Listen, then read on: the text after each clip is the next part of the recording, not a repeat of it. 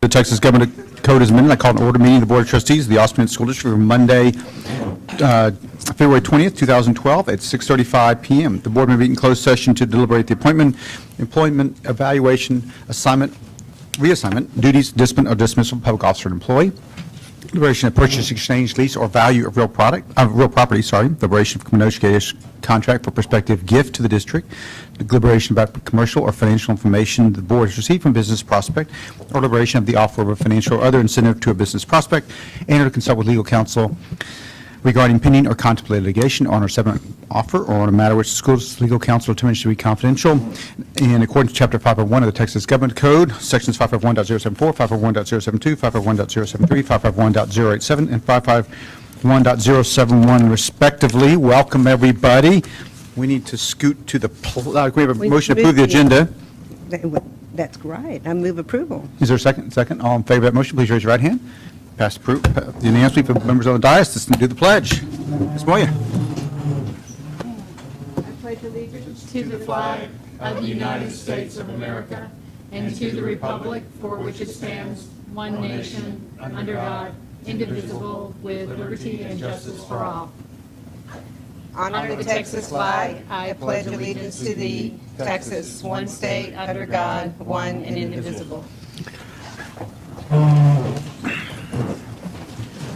Welcome, everybody. Several interesting topics on tonight's agenda.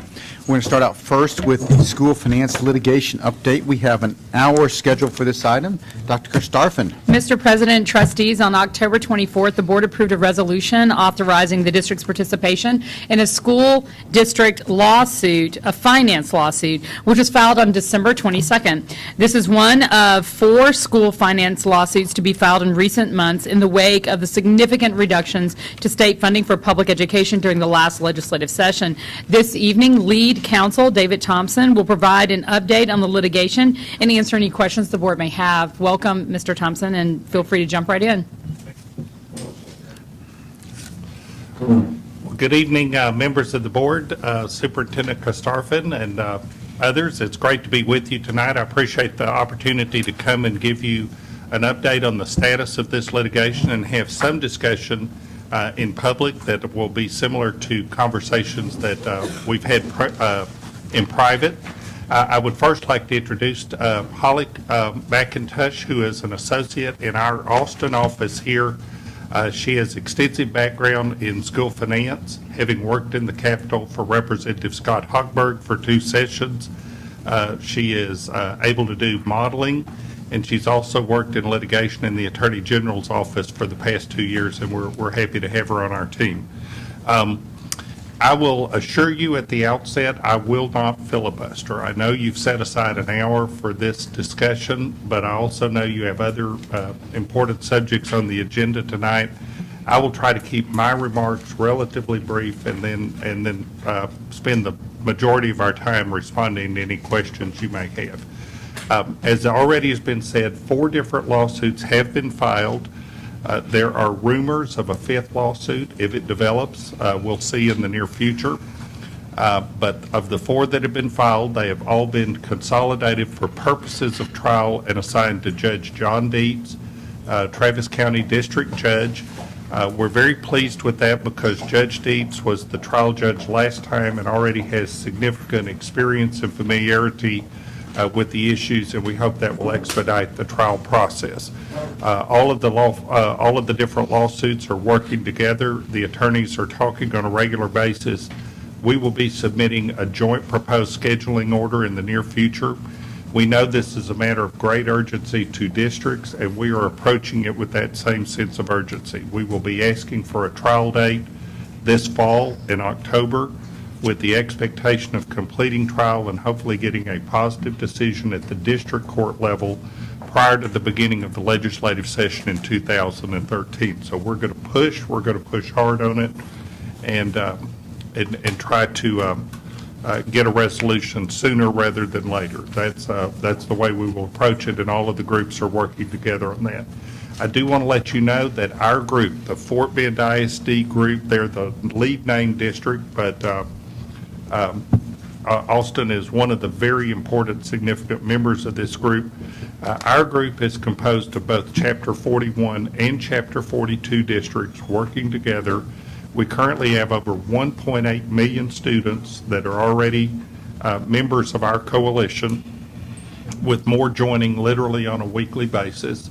And just to put that in perspective, this is far and away the largest of the different groups this time around. In fact, our group in terms of students is larger than all the other groups combined. And it's the largest single group there has ever been in the history of school finance litigation in Texas. So it's a very significant presence, and we think that alone makes a statement. I think by the time we get to trial, well over half of the districts in the state and well over 2/3 of the students in the state will be participating in one of the different groups. So we're going to coordinate. We've already got a trial court assigned, and we're pressing for trial sooner rather than later. And so just from a status, that's a quick update in that regard. Mr. President, Madam Superintendent, I have a PowerPoint. I think, have you all been provided copies of this? I'm going to hit a couple of the slides just to make some observations, and then again, save most of our time for any questions the board might have. Holly, if you'd hit the next slide. Yeah, just hit the advance button. This is just the point I want to make here is if you look over the last 30 years, we see a pattern in Texas. I wish it weren't this way, but it's almost sort of a call response, point counterpoint pattern of virtually all of the significant changes in school finance in Texas over the last 3 decades have come as a result of a court decision. In the last 30 years, we have had 6 cases get to the Supreme Court. This will be the 7th. I'm confident it will reach the Supreme Court. Out of the previous 6 cases, the state has prevailed exactly 1 time. So we hope to continue that pattern, and that's our objective. But some people may say, well, why did we have to file a lawsuit? What is the lawsuit? Why are we doing that with regard to school funding? Why don't we just work with the legislature, or comments of that matter? The only point I want to make here is, for whatever reason, this is the way we tend to do this in Texas. The observation I've made to a number of civic groups when I speak about this is I ask people, I say, quick, don't look at your neighbor, give me an honest response. How many people have a 2-car garage? And usually most are greater, and usually most people will hold their hands up. I say, now don't look around, be honest. How many people, if you went home today, could get 2 cars in your garage? And about half of the heads usually go down. The point is, we all have fairly large, complex jobs that tend to get put off until we have to deal with them. And unfortunately, at the state level, I think school funding falls in that category, and I do think a decision from the Supreme Court will actually be very helpful to the legislature in making some significant substantive advances. Just keep hitting it till they all come up. As you know, the 2 key provisions of our Constitution that all of this litigation flow from, first of all, Article 7, Section 1 of our Constitution. Very important provision. All of Article 7 deals with education, not only public education, but community and junior colleges, higher education. That's what Article 7 is about. It starts with these words that have been unchanged since 1876. A general diffusion of knowledge being essential to the preservation of the liberties and rights of the people, comma. Now, just stop right there for a minute. That tells you why we believe in public education in Texas and why Texans have always believed in public education going back to the 1800s. That notion that an educated society and a healthy society are interrelated is at the heart of why we have a school system and an expectation for public schools in the state. If you continue reading, that section then speaks in language you don't see elsewhere in our Constitution. It shall be the duty of the legislature to establish and make suitable provision for the support and maintenance of an efficient system of public free schools. That's sort of the how, if you will. The why is because an educated society is essential to a healthy society. And then the how are the duties that flow from that to the legislature. And these are non-delegable, non-discretionary, they're absolute duties. A duty to establish, a duty to suitably or adequately provide, and a duty for the system itself to be an efficient system. Another key provision that we tend to talk about in Texas is Article 8, Section 1E, which prohibits a state property tax.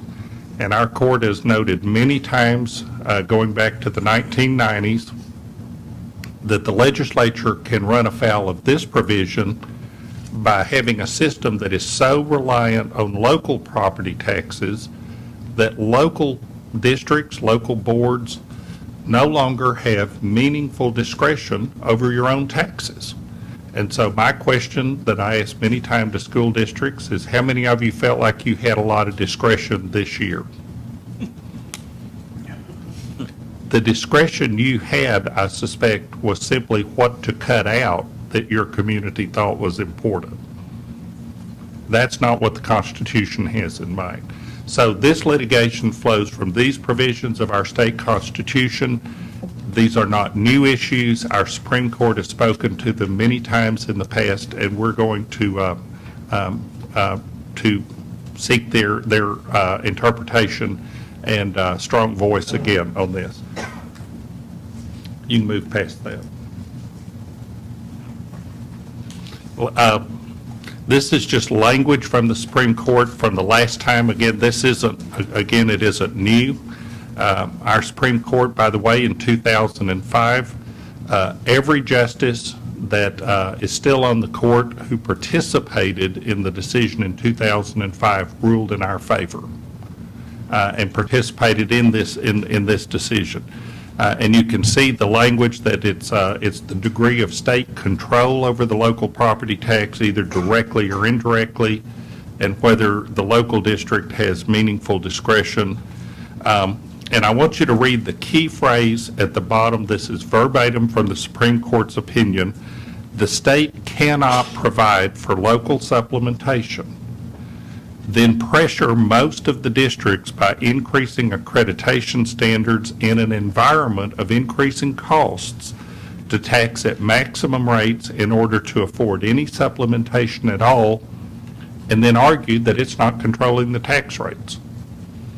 Our Supreme Court has spoken pretty clearly on this. We believe this is exactly what has happened if we look over the last several years, and that will be one of the key arguments that we will be focusing on. Just a slide that shows the distribution of tax rates in Texas. Let's move on. Another key issue that our court spoke to in 2005 that we will press heavily is the adequacy argument. So one argument, state property tax. A second argument is an adequacy argument that really flows from that duty of Article 7, Section 1 to not only have an efficient system, but to suitably provide for that system that you've just created. And our view of the adequacy argument, just to be clear, and I think we've had this conversation previously, we're not asking the trial court or the Supreme Court to invent out of thin air how much they think is enough. We're not asking them to just kind of be an activist court and to take it upon themselves to identify how much money or how many resources ought to be devoted to public education. Our argument is that the state has already defined a very high standard of expectations for school districts. When we look at the recommended curriculum, when we look at the end-of-course exams and STAR exams that are being phased in, when we look at the 4x4 commitment, post-secondary readiness, all of these requirements together, and indeed, if you look nationally, Texas gets relatively high marks for setting high standards or setting high expectations. The adequacy argument is once we set the standards, we have to have a funding system that actually supports and is tied to the very standards that the state itself has set. We used to do studies in Texas at the state level to determine the cost of our own requirements. We stopped doing those studies several years ago. Why did we stop doing the studies? Because they didn't like the answer. Our own studies and the state's own studies kept saying over and over, if we're going to get a growing population to high standards, it's going to take some resources. We simply quit doing the studies. It's sort of like a person stopping going to your doctor because you just don't like the advice or the diagnosis that you're getting. We're going to try to correct that. But that's all we mean when we talk about adequacy, is take our high standards and then have a funding system that actually rises and is tied to our own requirements. Next slide. Just a quick observation. When we talk about adequacy, I just think this is good information for everyone to keep an eye on. If we go back to the last Supreme Court decision in 2005 and then pick up with the school year, the next school year after that, and just look at what has happened to our demographics in Texas, it's pretty amazing. When you look at our demographics, we are a dramatically growing state. We're adding roughly 85,000 students a year. Not quite as many as Austin ISD, but close enough for the example to, I think, be apt. We're also a changing student population. If you look at where the growth is in our student population, we're getting high, our population is getting bigger, and it is simultaneously changing, and that's obviously putting demands on our schools. I visited recently with Dr. Steve Murdoch now at Rice University, formerly the state demographer, and then was also director of the census at the national level under President Bush. And he has written extensively about demographic changes in Texas and published a book regarding that in 2001, right after the 2000 census. And I asked him what trends he was seeing as a result of the 2010 census. And he said, what I projected in 2001 and 2, I was wrong. I have to admit I was incorrect. And I said, oh, really? How were you wrong? And Steve said, well, I was wrong because the pace at which I thought Texas was going to change, I completely underestimated. We are changing much faster than I even projected a decade ago. And you see that when you look at our statistics. If you want to know what Texas is going to look like 10 years from now, look at our school population today. And every one of those kids shows up expecting a great education, and obviously that's our job to deliver that. Next slide. We also are in an environment of rising standards, and go back and think about that language from the Supreme Court. We have set standards in Texas that we expect of all schools and all kids. We need a funding system that supports that. Next slide. The real growth in our state has been in our disadvantaged population. If you look at total enrollment, over the next two slides, you will see the extent to which our economically disadvantaged population has grown. This slide in particular makes, I think, a very compelling point. If we look over the last decade, our total school population has grown 21.2%. Our economically disadvantaged population in the state as a whole has grown 45.5%. And I'm sure you're seeing those same trends here in your community. And so those are expectations. At the same time that we're raising standards, we are dealing with a growing, changing population. And frankly, meeting that need is going to require some resources. That is our adequacy argument. Very quickly, the next couple of slides, I don't know why anybody would say this. There is I've heard some state officials make the observation that they actually increased funding for public education this last biennium. Has anybody heard that statement? I am publicly inviting anyone who thinks they increased funding for public education to show up and take the algebra end of course exam this coming spring or here in a few months because their math skills are in question. if you look at the actual numbers, the all funds number for the last two biennium, it is clear we are not increasing funding for public schools. Keep going, next one, Holly. In fact, yeah, and in fact, it's very clear we've made significant cuts at the very time. I think it is a tragic convergence that we've made these cuts that are of historic significance at the same time that we're phasing in the new high standards in Texas. Quickly, next slide. I'll let you just look at these, some of the cuts in the special programs. Go on to the next one. You'll remember the Constitution uses the word efficiency, and that is also one of our arguments. The system has to be efficient. What do we mean by efficient? One definition of efficiency that our court has recognized is don't be wasteful. Be productive, be careful with resources. In my experience, schools are working hard to do that. Another definition of efficiency is a certain degree of equity. This is a statewide duty, and so the state has some responsibilities to make sure all districts have the resources to try to achieve that.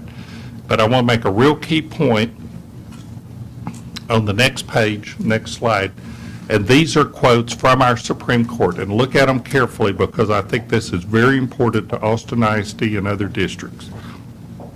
Our Supreme Court, as recently as 2005, said efficiency means that we level up to this concept of general diffusion of knowledge. And our own court said the effect of holding otherwise would be to level down the quality of our public school system, a consequence that is universally regarded as undesirable from an educational perspective. The point I want to make tonight is if all you're focused on is equity, if that's the only thing you're thinking about, you can increase the equity of the system by leveling down. Okay? You could do that. That is not what our Supreme Court has said. Our Supreme Court has said we level up to our own expectations, to the general diffusion of knowledge. We don't solve this problem simply by pulling the top down. And that is very clearly how we're going to approach this litigation. I want to make sure and make that point. Next slide. Our court has said very clearly the system is not supposed to be arbitrary.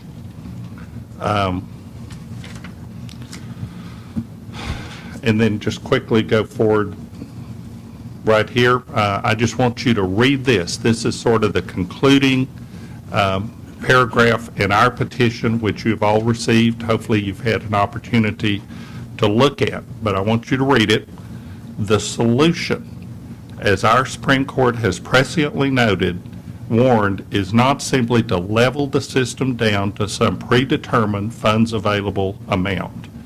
The solution must be a rational system that both adequately and equitably lifts all schools and children to the high performance requirements the state has set, and that preserves meaningful discretion for communities to supplement the state requirement with choices of their own. By ignoring and understating the true cost of its own determination of general diffusion of knowledge, the state has harmed both the adequacy and the equity of the system and has cynically pitted school districts and communities against each other in a zero-sum conflict in which some only gain at the expense of others.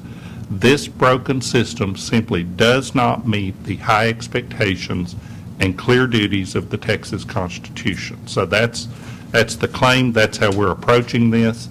And I'm going to stop right there. Hopefully I didn't run over there, Mel. So that's kind of a quick highlight of our claims that we're working on. Again, we're now beginning the hard work of building out the factual and expert testimony that will support that.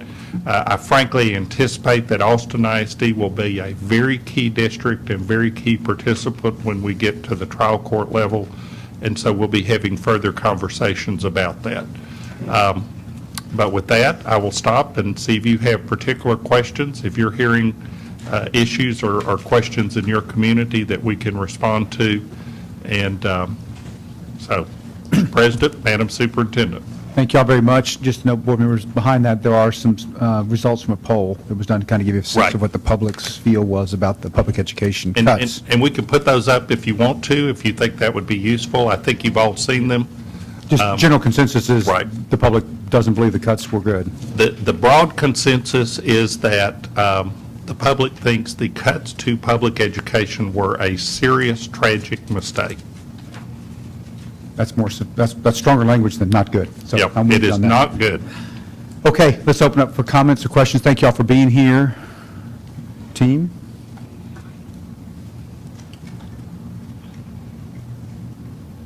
Okay, Mr. Schneider. Ms. Moya.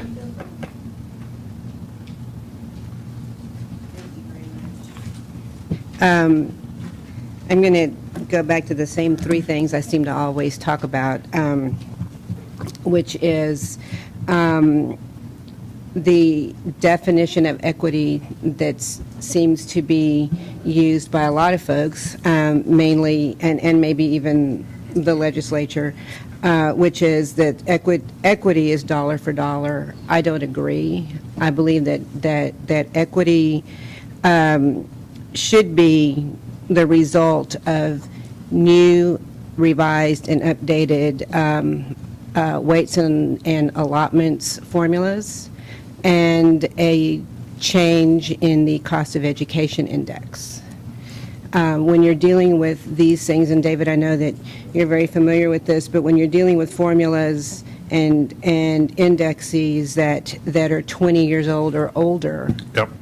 you create an inequity for all school districts. Right. And as a result, Austin, over the last 10 years, has sent, $1.3 billion or $4 dollars Right. to the state, and it's not sent back to the state. Right. It's brand-new money to the state of Texas. Right. And I think that's something that's important for people to say, because a lot of times you hear all over the place, sending back to the state, no, it's not being sent back. It's brand new. Right, it's not, this is the first time it's actually a hidden source of revenue to Right. the state. Right. And so, this is, in my opinion, the way we're funding public education is, years ago, the lottery was supposed to help Right. fund the public education system. So what did the state do? The lottery contributes this much, the state pulls back the same amount. Right. And that's what's been going on for years and years and years. And I think the public needs to know that, and they need to understand what's going on, because and so if there is a way that, as you all are working this, that those kind of issues can be brought to the forefront loudly and repeatedly, this board member would greatly appreciate it. We concur with what you just said. I think, and I want to separate political arguments about equity. I mean, there will be legitimate arguments in the Capitol every time the legislature meets about what is fair, what is equitable, what is a fair distribution of whatever resources. Our focus in the courthouse is on the legal, judicially prescribed definitions. And our Supreme Court has pretty clearly said we're not going to adopt an all funds or a measurement of the top against the bottom standard. That isn't our standard. What our standard is you first start with, what's the target? If you don't know where you're trying to go, you're not going to get there. What is our target? Our target is a general diffusion of knowledge, which our legislature has defined as this set of high expectations.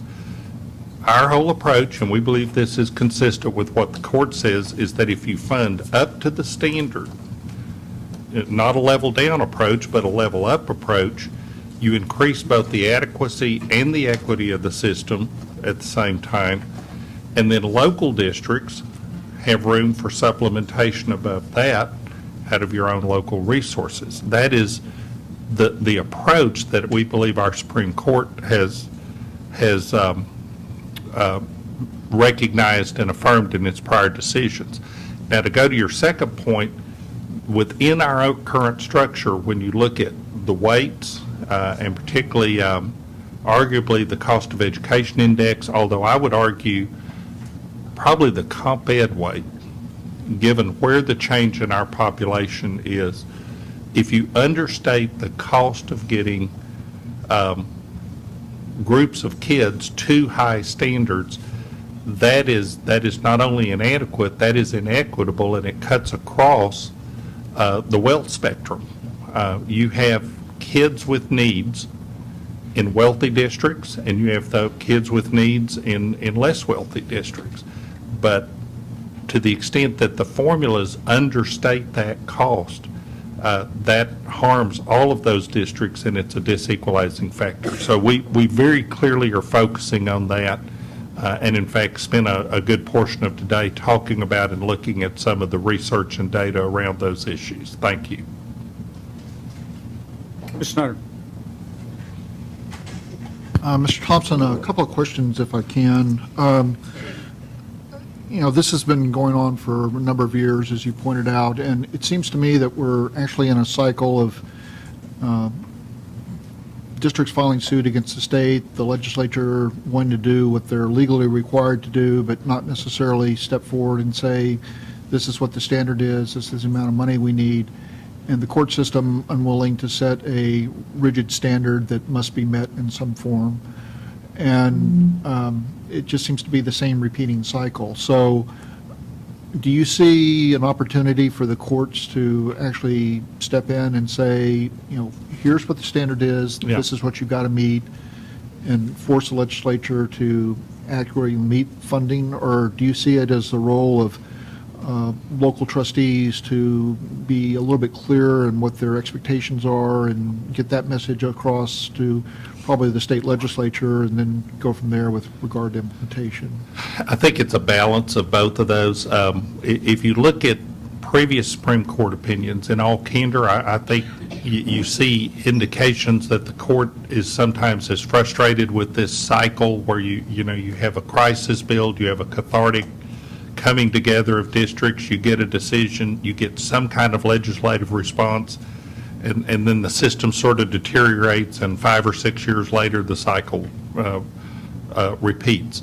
And so we've spent a lot of time thinking about how do you break that cycle? How do you put something in place from a remedy standpoint that will change the dynamics? And if you look at our petition, which we will be amending and expanding on before we get to trial, we've spent more time this time looking at remedies and thinking about those in addition to the claims.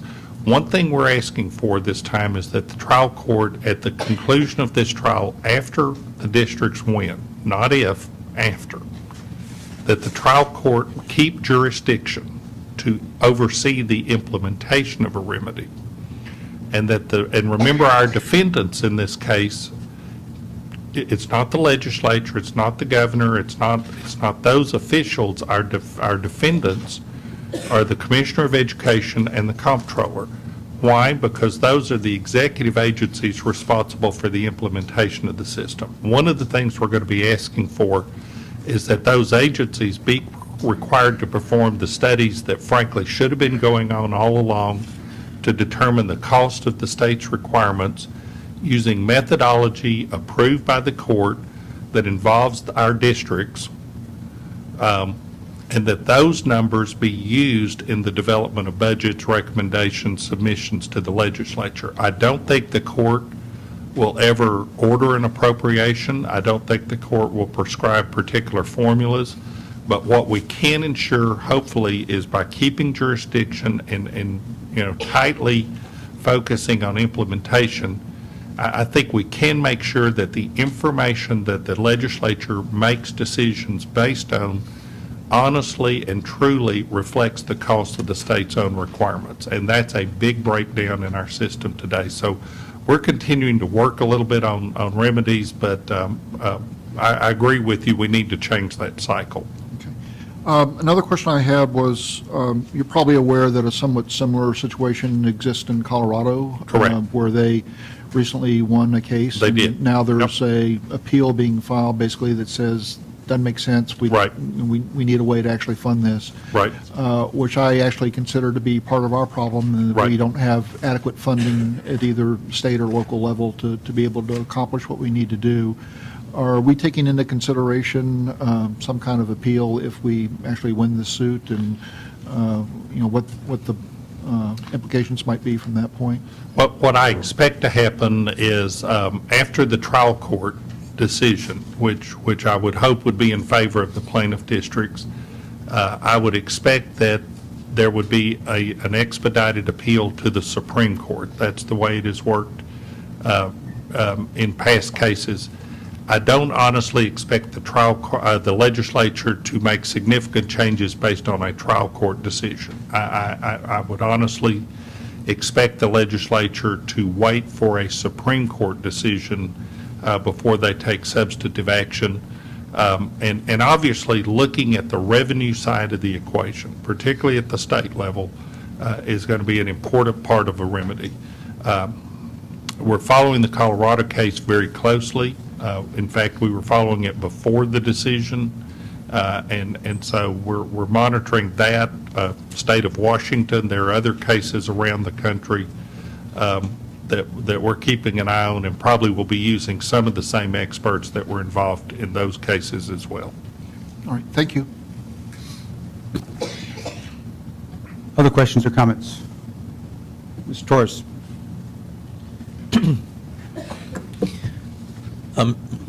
Mr. Thompson, thank you very much for the information. It's well organized and Thank you. and yet simple for a topic that's clearly not. Thank you. So I appreciate that.